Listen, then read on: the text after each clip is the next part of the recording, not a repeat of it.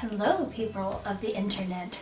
So today our topic is heat and long car drives. So I went to Arizona recently, sometime last week, and it was a 4-day trip in total, and it was a 14-hour drive there and back. So as I went through my travels, I realized there's a lot of things that I do personally that combat long car drives as well as heat, because it was 94 degrees when we arrived in Arizona, and at the highest it was 104.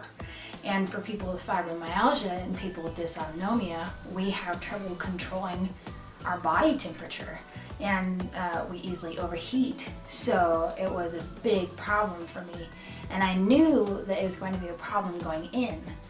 So for the car drive, something that I do is that I eat healthy snacks, something that isn't super processed, because my stomach tends to be a little bit grumpy, and I tend to get gastroparesis type symptoms. So the less processed your food is, the more likely your body will tolerate it better. I got out of the car constantly. Make sure that you keep moving and you keep stretching, because especially for people with fibromyalgia, your muscles and your tendons and all that are all going to get very stiff on that car ride. Fibromyalgia and for dysautonomia patients, it's very important that you keep up on your water and on your meds, because I know personally when I'm out of routine and I'm traveling, I tend to not think about time in the same way, and the day seems to stretch forever, especially with those long car drives. So you want to make sure that you stay on top of your water, stay on top of your electrolytes, and stay on top of your meds. When I arrived in Arizona, it was ungodly hot for me. I couldn't stand it, and the first day I thought, well, I want to combat the heat, so I'm going to wear my full length tights. And the problem was that I actually overheated, and at the point that I overheated, it didn't matter that I'd taken the tights off. I was already doomed. So the next day I wore my knee-high socks, and I decided that it would be best if I had a rag with me, and I would stick it in ice water, because we had a drink cooler. So I'd stick it in there, leave it for a couple minutes, wring it out, put it on my neck, put it on my shoulders, put it on my head. And since the majority of your heat, your body heat, lies in your neck area, if you can keep your neck cool, you're much more likely to not overheat. That was a way that I kept myself cool.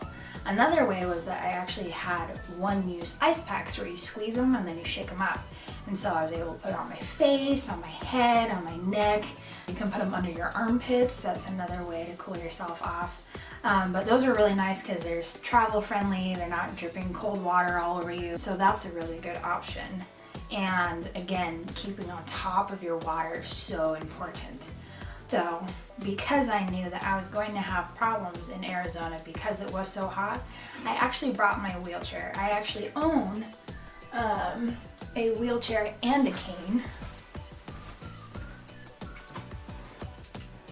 And mine is super pretty and purple and has flowers, and I like it because it has a wide handle that's made out of rubber, so it's very nice on my hand. But I brought my cane and my wheelchair so that I would be able to assist myself if I started to basically poop out. And I actually ended up using the wheelchair off and on all week or weekend. And it was nice because I had something to fall back on. The idea is that you use the cane and you use the wheelchair before you crash, because these are tools that can help you survive the day and extend your stamina. So I recommend that you use them before you need them, because at the point that you truly need them, you're already toast. And I know that people don't like to use these kind of devices, canes because you're too young for them, or wheelchairs because people are going to stare at you. But for me, the most important thing is being able to live my life the way I want to and be able to do everything like everyone else. So if I need a little bit of help in that area, then I'm willing to do it. And with the canes used to be ugly and had no personality, but now they have all kinds of patterns, all kinds of grips, so you can really get them. But those are my tips and tricks as far as long car drives and heat. I will probably make more heat videos as the summer progresses, but I thought I would share my insight with you because I learned it the hard way, and hopefully you will be able to avoid doing it the hard way. So I really hope you thought that this video was helpful to you, because I really want to help as many people as I can. So like and subscribe, and make sure that you tell me if you have any ideas that you would like me to investigate, and I'll see